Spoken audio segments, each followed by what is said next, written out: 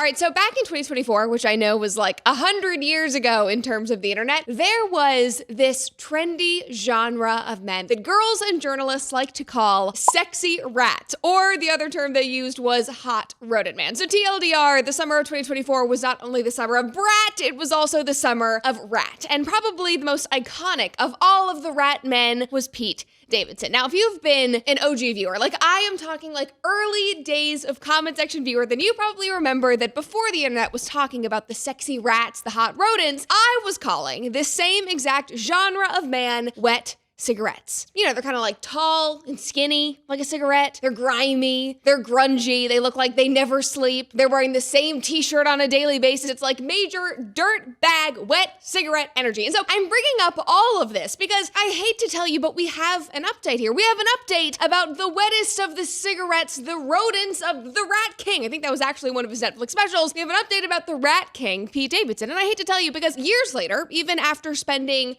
over $100K, allegedly, to remove most of his tattoos, trying to clean up his image, Pete Davidson is still a dirtbag wet cigarette. And these days, he's on stage making porn jokes about his new baby daughter and allegedly walking out on his baby mama. And this, my friends, is why you should keep your legs closed and have discernment about who you sleep with. Now, before we dive into this story, make sure that you like the video, subscribe to the channel if you have not already, and of course, if you want to stay up to date on everything that we're doing here on The Red Cooper Show, make sure to ring that notification bell. All right, so just diving in here, in case you missed it, the most classic Pete Davidson fashion, last year, he started dating a model named Elsie Hewitt. It was in early 2025, and they had a classic Pete Davidson whirlwind romance, and they announced that she was pregnant just a few months later in July of 2025. Now, she delivered their daughter on December 12th of last year. Her name is Scotty Rose. She is healthy and happy, all good things. And for a moment, you know, the world at large, the internet who have been following the Rat King, the wet cigarette king, they seemed hopeful that this is what Pete needed. Because for years, even through all the ups and downs, the stints in rehab, the failed relationships, people were rooting for him. And so they saw this relationship. He was now a new dad. He has a podcast with Netflix. He's like cleaned himself up. He's got rid of the tattoos. They thought, okay, this is what he's needed. Like he's successfully gone through rehab now. They were living in this big wooden estate outside of Manhattan, like in Westchester County on 6 acres. He was spending less time in the city, doting on his new baby daughter. And then in February, he listed that suburban home, dramatically slashing the price month after month, seemingly desperate to offload it. And then a few months later, rumors started circulating. This was at the beginning of May, that he and Elsie were having problems. And fast forward to this week, it was officially announced that they split. So almost immediately after that announcement was made, the paparazzi shared pictures of Elsie and their daughter walking in the city without Pete, very obviously without Pete. Now, almost immediately after those paparazzi pictures dropped, people started commenting on her appearance, which by the way, give her a break. She's a 4-month-old baby. Like it's impressive that she got out of the house to begin with. But anyway, those comments were quickly followed by Elsie making this TikTok. And from there, all hell broke loose. So just watch what she had to say.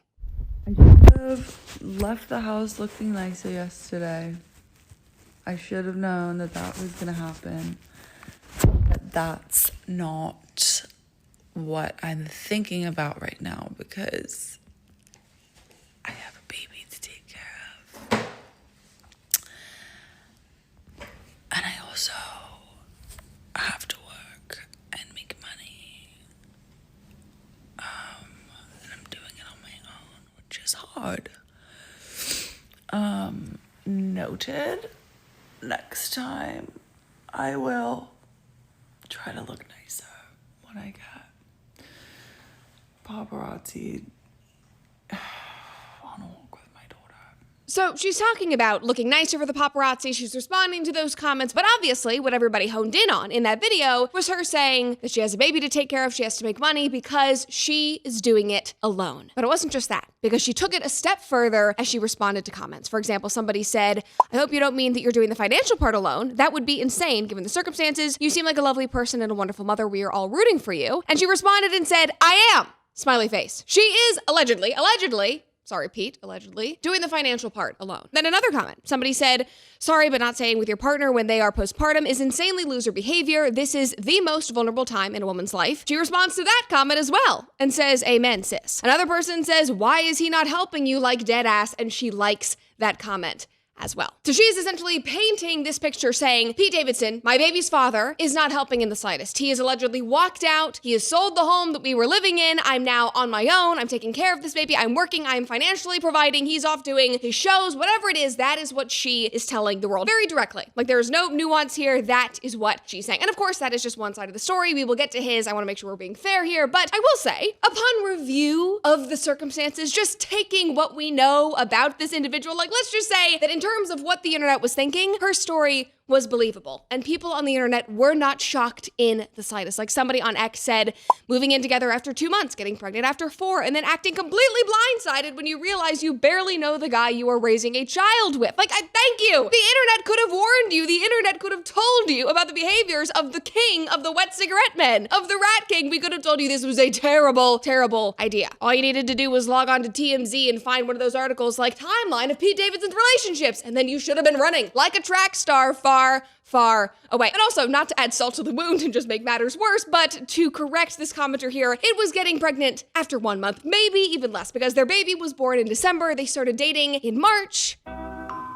I'll let you do the math there. Somebody else commented and said, pregnant 1 month into meeting the Village Bicycle and coming online for sympathy. All right. Like, Village Bicycle is crazy talk, but also it's accurate. It is accurate if you know Pete Davidson's history. Somebody else said, if only there was some indication that Pete Davidson was an unstable person. If only. And I'm not here to shame this woman, but I do think there's a lesson here for women at large to learn. Just saying. Now, like I said earlier, that was, of course, just Elsie's side of the story, and sources close to Pete have now been pushing back. So Page 6 wrote about this. They said, a source close to the former couple exclusively told Page 6 that Pete has been paying for everything related to Elsie and Scotty, including the rent, their living expenses, their health insurance. The insider added of Pete Davidson saying they may have split, but all he wants for Elsie is to be happy and in a good place. His main priority right now is making sure that Elsie and Scotty are looked after, so it is utterly confusing to everyone who knows them why she would possibly post anything about him not supporting her. Obviously, they have had personal disagreements and there has been a breakdown in the relationship, but he is fully committed to being a good dad. Now, hopefully he's at least paying for her phone bill. If not, she should look into Pure Talk, because paying $70 or $80 or $90 a month to Big Wireless for unlimited data is insanity, especially when Pure Talk, which is my wireless company, is going to give you unlimited high-speed data for just $34.99 a month. Now, unlimited high-speed data at Pure Talk used to start at $55 a month, but because they are constantly pushing to give you more for less, you can now get that high-speed data for just $34.99 a month. So if you've looked at Pure Talk before, because obviously I've been talking about them for years now, if you did not make the move, check again. Now is your opportunity. And if you're wondering, okay, Brett, is Pure Talk's network really as good as the overpriced big guys? Just try it out for 30 days. Let me know what you think. With no contract and no cancellation fees, you have nothing to lose. And I'm telling you, it is just as good. They literally use the same towers. So make the switch in as little as 10 minutes. And if you ever need help, their US customer service team is standing by. Just go to puretalk.com/Cooper to claim unlimited high-speed data for just $34.99. Again, that is puretalk.com/Cooper to switch to my wireless company, America's wireless company, Pure Talk. And you can use that new high-speed data to call out my friends who truly make motherhood possible for thousands of mothers in crisis every single year. 80,000 moms last year, if we're being specific about the numbers. Now, Preborn's network of clinics offers free ultrasounds to mothers in need, and that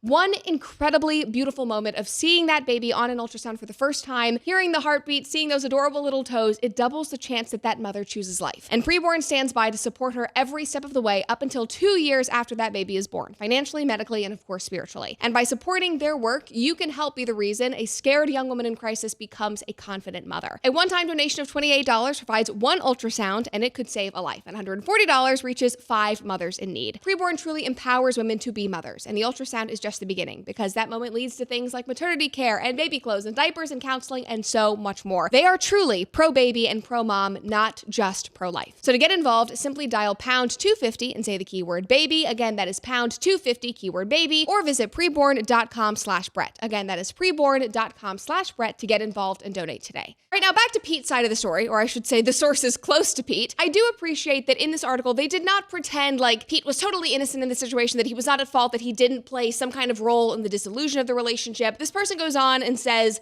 a lot of people in Pete's inner circle feel like they've watched this exact emotional cycle happen repeatedly. Again, we could have seen this coming throughout his relationships over the years. He falls incredibly fast and becomes completely consumed by the excitement and intensity of a new romance, talking seriously about commitment, marriage, and building a future together almost from the beginning, because in that moment, he genuinely believes it's what he wants. But once the relationship moves beyond the fantasy stage and starts becoming rooted in real-life responsibilities, emotional stability, and long-term commitment, something seems to shift in him psychologically. This is like, I'm getting anxious. This is so terrifying. The pressure of permanence appears to overwhelm him, and that's when the insecurities, anxiety, and self-sabotaging behavior begin creeping in. I mean, like, I'm just imagining the situation of having a child with somebody like this. Again, you are in the most vulnerable part of your life. Now you have more responsibility than ever before. This is not even like being in a committed relationship. Now you have a child together. You are intrinsically connected to one another for the rest of your life. A little tiny baby, helpless, innocent human's entire future rests on the two of you, and both of your obligations to be responsible to this little human and each other. I mean, it's just like, terrifying, terrifying, terrifying. And again, this person is not lying, and you do not have to be a source close to Pete Davidson to see this pattern take place. I mean, like, this is the man who proposed to Ariana Grande 3 weeks after they started dating, and allegedly he started seeing her 2 days after he broke up with his girlfriend of 2 years that he was dating prior to that. I think that it was Larry David's daughter, Cassie. Then only 2 months after he and Ariana broke off their whirlwind 6-month engagement relationship situation, he was making out with Kate Beckinsale in the most disgusting, gross, tonguey fashion at a Rangers game. He then dated 4 more women before infamously starting to date Kim Kardashian in 2021, which obviously I talked about that a lot on comment section. That sent Kanye over the edge. That was an insane story. Then there were more and more girlfriends until he finally started dating his baby mama, Elise, in March of 2025, but allegedly, like I said, getting her pregnant that month. And now we are here. Like, again, we could have told you that this was the pattern. We could have told you that this was going to happen. And obviously, accidents happen. Happy accidents happen. And I'm glad that they chose to keep this beautiful child instead of making an appointment at a clinic and then bragging about it like so many of their Hollywood peers do. But that blessing, that sweet, beautiful, happy accident would have a far more stable family life if you really thought critically about the track record of the man you were sleeping with. Like, that is how serious it is. And I know it's very commonplace to be casual and sleep around, but there really isn't anything casual about it when you consider that that could become the future father of your daughter. So yeah, maybe think critically about that situation. Just crazy concept. And also, just to make another point, maybe it wasn't an accident. Like, based on Pete's history of these like fast, passionate relationships, the engagement after 3 weeks, who knows if it actually was an accident? If you know what I mean. Maybe it was some kind of love bombing, intentional, let's have a baby right now, I'm so in love with you. I have no idea. But what I will say is that this entire situation, regardless of how they got here, does seem to be a ringing endorsement for having some discernment about who you're sleeping with. Maybe possibly getting married first is all I'm saying. And I know that there are people out there who will say, okay, Brett, well, consent to sex isn't consent to pregnancy. It literally is. It literally is. That is my least favorite thing to hear in the entire world. That is cause and effect, baby. So please think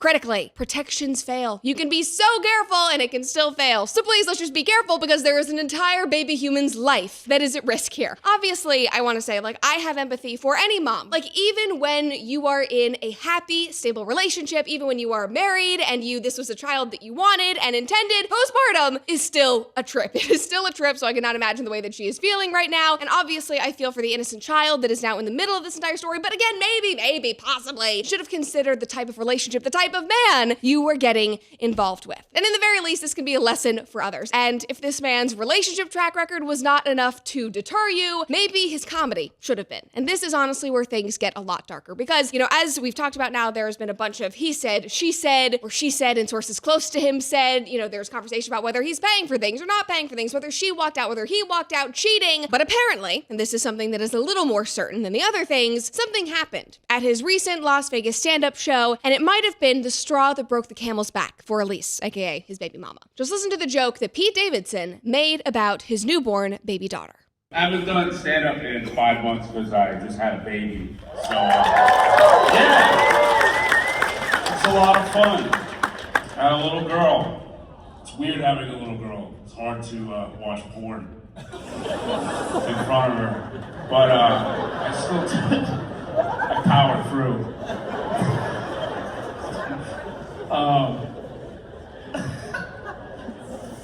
No, it's great. I mean, you can kind of tell by the audience's reaction that the only person who thought that that was a good joke to make on stage was Pete Davidson himself. I mean, that is just disgusting. It is filth. And I know that Pete Davidson is this edgy comic. He's a guy where nothing's off limits and he talks about drugs and porn and all the thing. But you would think, maybe, and maybe this is just, way too hopeful of me, but you would think that a man would maybe draw a line in the sand when it comes to joking about your 5-month-old daughter and your porn habits. Bare minimum. And just to add insult to injury, talking about porn at all must be so humiliating for his significant other, especially when she is newly postpartum, hormones raging, your body is so out of whack, you don't feel like yourself, and he's on stage laughing about being with your baby daughter and getting off to somebody else. I mean, I listened to that clip and my jaw hit the frickin' floor.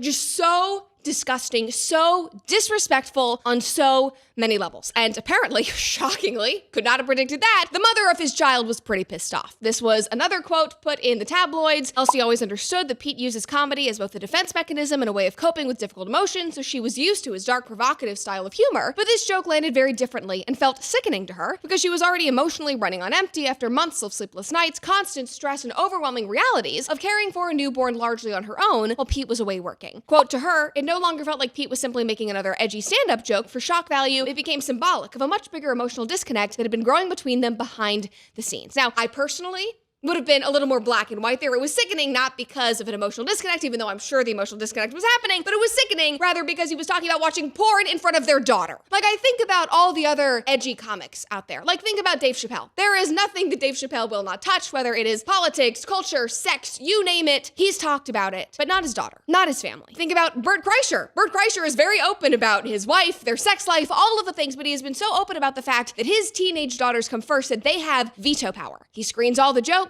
He lets them know what he plans on saying. If they're uncomfortable with something, he pulls it. He knows that he has pushed his family into the spotlight, and he respects their feelings about how they want to be perceived. And now you have Pete Davidson, who is not only sexualizing his baby daughter, but embarrassing the mother of that child on stage for a couple of groans in the audience. I mean, it's just disgusting. And of course, yes, he is a new father. He's learning how to navigate that. Hopefully he doesn't do it again. But again, the fact that that would even come into it, the fact that he's even joking, again, it doesn't really seem like a joke, about watching porn with his daughter, it says a lot about him. It says a lot about our culture that he felt like that was appropriate, that that was something that he could joke about. Like, on every level, it just made me see. And like, I know that Pete has had his fair share of trauma. It's why people have given him so much grace over the years. I think it's why he is a good comic. I mean, he tragically lost his father in 9/11. He was raised without a dad. He's been in and out of rehab for years. His relationships obviously have not progressed. They haven't ended well either. I have objectively empathy for him because of the things that he has gone through. But I think one of the many lessons that we could take away from this story is that it should be a top priority to figure out your own crap before you have